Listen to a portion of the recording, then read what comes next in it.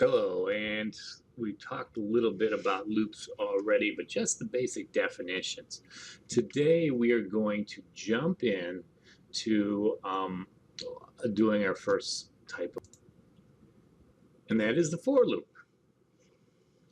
So as you can see right here, we're going to just break it down into how we create it. And if you remember from last video, we talked about control number loops.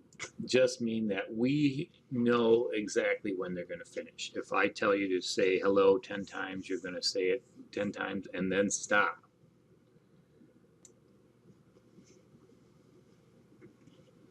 So in C#, let's take a look at this.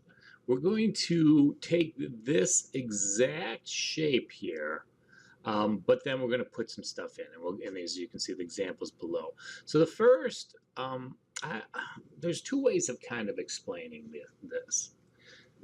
Before I begin, the for is a keyword. You have to use it, and it has to be in all lowercase. But once you get inside those parentheses, that's where it kind of gets a little bit more trickier, where people tend to misunderstand it. The first statement, and as it is a statement because as you can see, there are semicolons after it. So you have to initialize it, meaning we have to tell it where to start, or the very first thing we have to do. And then we have a test condition which ends it, or in other words, tells it when the last thing we should do. And then we also have to increment it, because we could, just like you go up a set of stairs, you could take one stair at a time, or you could take 2 stairs at a time, or you could take 3 stairs at a time. We have to tell our language how to do that. So let's take a look at a very simple one. Here is the keyword. Then we say I is equal to 0, not 2 equal, so we're not evaluating it. We're saying I has to be equal to 0. And a lot of times what we see in programming languages is we'll actually set this up as a initialization declaration. So it'll be int I equals 0. But let's not worry about that. We're going to do a quick use or quick example of that in the programming in just a second. And then, where does it end? Well, it lets it almost get to 5, and this is why I would suggest using integers, because integers are exact.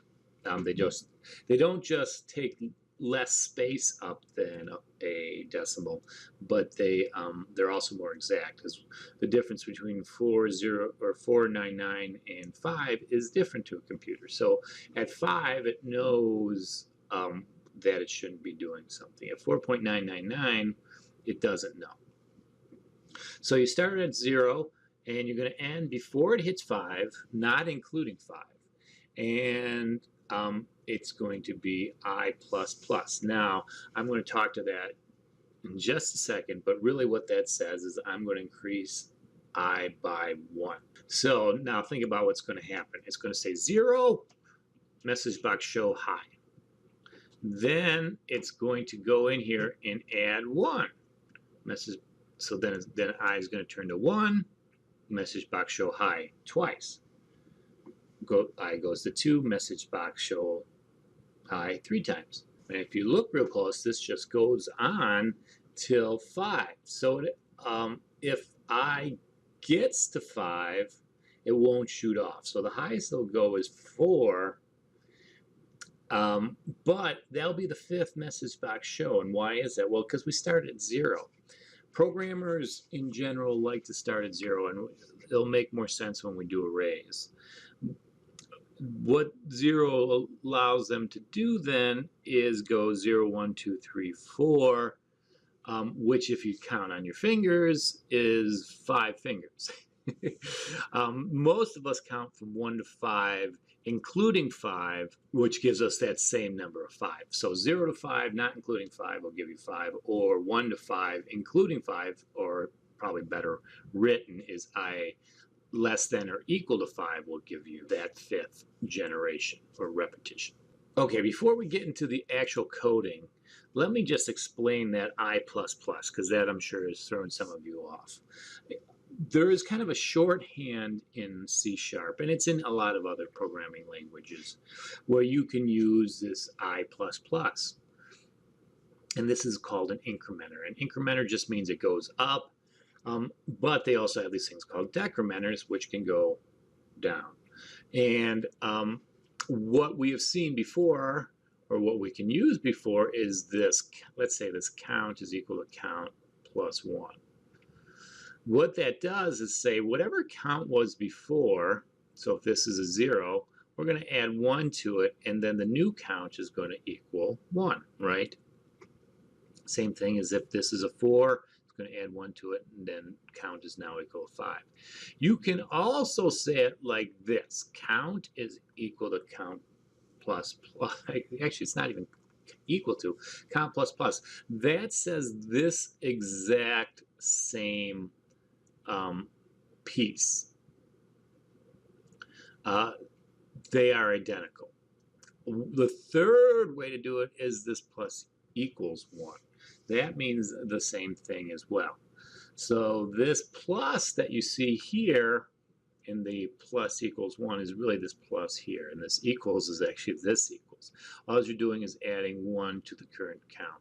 This one adds 1 to the current count. The same is going to happen in reverse. Count is equal to count minus 1. We're going to subtract 1. So if count was 2, now it's 1. Same thing here, same thing here. Now you might wonder, well, if we have this, why do we need this?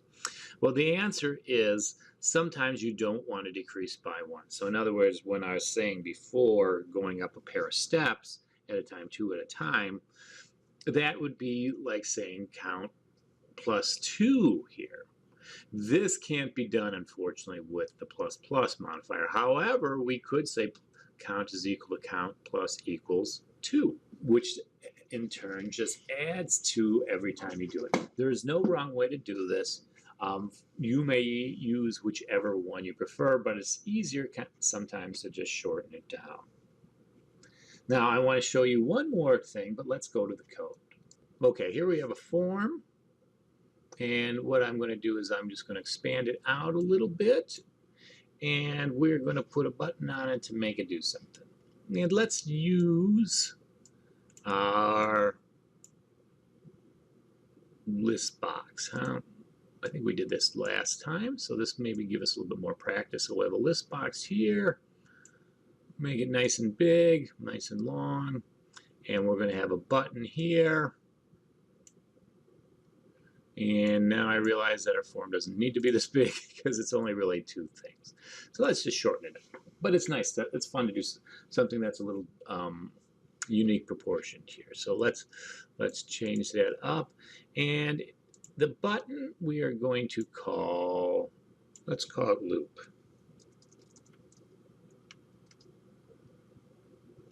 And in fact, we could even call this btn underscore loop. Actually, why don't we call it btn underscore loop to keep with the common practices. And I am going to double click into it, and we're going to put our first loop into it. But I promised you something else first. So before we were saying that we could say int I is equal to 0, something of that effect. I think we use counter in the other one. But what you can say then is you can say I is equal to, if I say I is equal to I plus equals 4, then I becomes 4 because it starts off at 0 and then adds 4 to it. If I starts off at 8,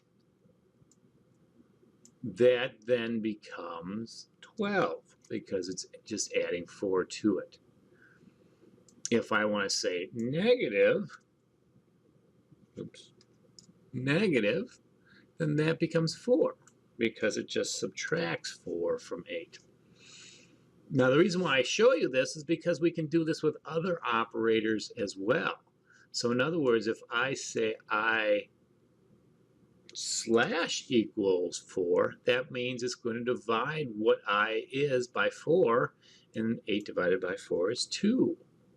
If I were to put a star there, that would mean I'm going to multiply whatever I was by 4, and now we get 32. So it has all these different abilities that we can work with. Now, we're not going to use this right away. What I think instead is I want to write a simpler loop, which is for I, or actually let's do int I here equals 0, semicolon. And the reason is we're going to, like I said before, we're going to initialize it right away. Then we're going to say int, and if we want this to go 3 times, it will have to say I is less than 3. And then I plus plus will get it to go up by 1. So 0, 1, 2. And we can do in our list boxes, we can just add this output. But first, let's go ahead and give the list box a name. I want to call it output, but should we just call it like incrementation or something? And we'll call it LB increment. We could put a collection in there, but to be honest, we're going to want to fill it up with our own stuff. So let's do that instead. So if I hit the start button and we run it right away, there should be nothing there. But I want a blank slate. Okay, now that we have it, let's go back to the form and we're going to put something in it. Okay, so why don't we do something as simple as this? I mean, I don't know if you're going to call it simple, but why not? So the name is LB, right? List button increment. So we'll tab that, and then we'll type in the word items, because LB increment is that entire box, but inside that box holds specific items. So we're going to use that as a way to add to these items. In fact, that's exactly what we're going to do. We're going to use the add, and then we are going to say I. Now this is add in terms of concatenation, if you can kind of think of this way. We're adding strings to it. We're not adding numbers. So when I say add, it has nothing to do with the I, so the I isn't going to be added to it. However, we are going to look at the count from it. So if I go back and click the start button, now when I hit the word loop, I get 0, 1, and 2 because that's what it runs through. So the first time it comes through, I is equal to 0. Goes through again, I is now equal to 1. Goes through the third time, I is equal to 2. But now, when I equals 3, it says, we can't do that anymore. We're not going to the third one. If I wanted it to go to the third one, I could just simply add, oops, and let's stop this. I could simply add the equal sign and run it again. And now all of a sudden we get that 3 there. But again, generally what you do is you leave that equal sign off because of the starting at 0. So you know how much you're counting up to by this. It's going to go 3 times because of that. But we're not, as human beings, we're not used to starting at 0. Programmers like to start 0, as I said before. Now let's go play with this a little bit more. So I could say,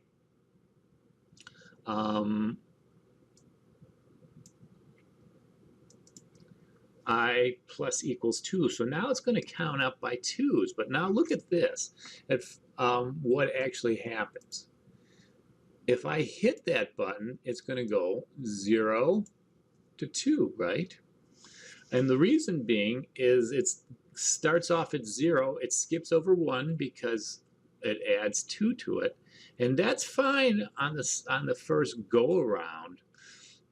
Because 2 is less than 3, but the second time it comes around, it goes to 4. I plus 2 is going to be equal now to 4, 2 plus 2. And that goes above it, so we only get 2 iterations, just like you only if there's a 3-step stair, you can go up each step 3 times total, left, right, left, or if you do it 2 steps at a time, you're only going to do it twice, right? Because you skip that first step and you skip the essentially skip the third step, but you end on that landing on your second step.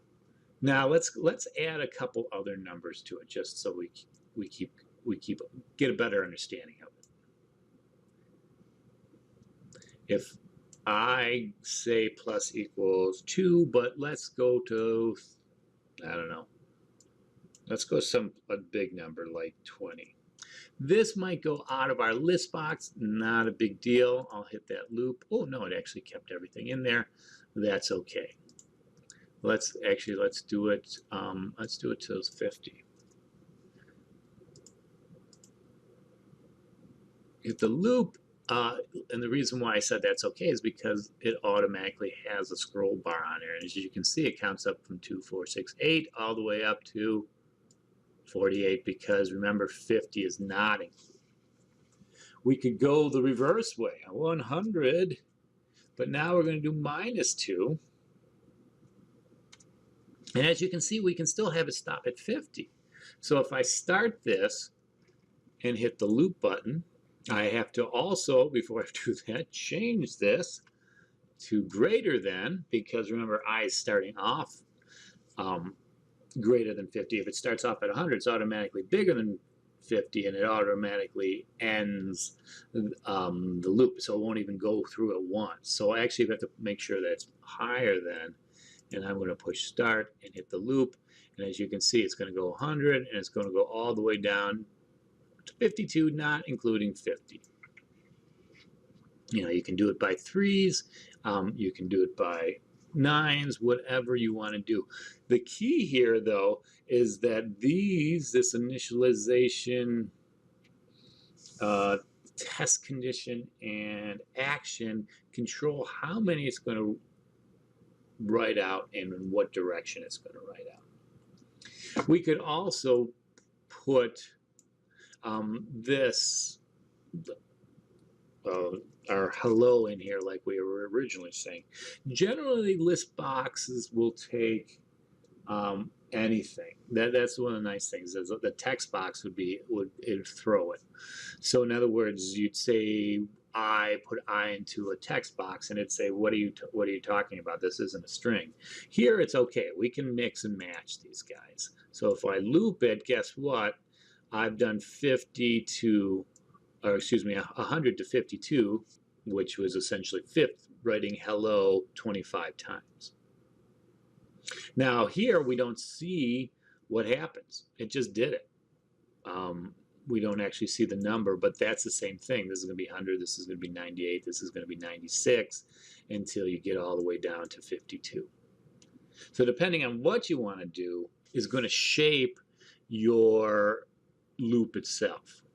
Now at this point, this might not seem 100% useful to you, because who wants to write hello this much, or who wants to get numbers to it? But we're going to come back and we're going to have an example in the loop section about what we're going to do, and then we're going to eventually come back and apply it to a bunch of other things as well. So next stop is going to be the while loop, which is pretty similar to this, but we're going to do it with that controlled response this time.